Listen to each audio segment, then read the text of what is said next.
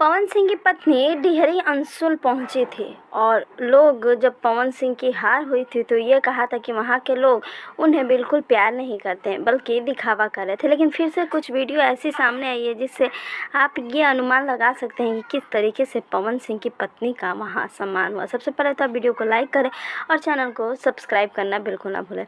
ज्योति सिंह काफ़ी दिनों से काफ़ी ज़्यादा परेशान थी। उनकी कुछ वीडियो सोशल मीडिया पर काफ़ी ज़्यादा वायरल भी हो रही थी, जिसमें ये कहा जा रहा था कि पवन सिंह की पत्नी ज्योति सिंह को बहुत कुछ झेलना पड़ा है। उन्हें अब पत्नी का दर्जा भी नहीं मिला है। पवन सिंह तीसरी शादी करने वाला है।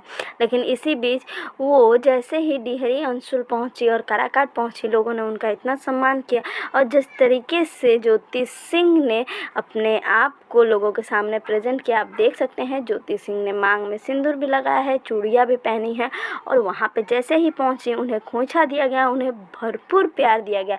ये देखकर सच में लग रहा है कि सच में पावर स्टार और ज्योति सिंह ने वहाँ के लोगों का किस तरीके से दिल जीता।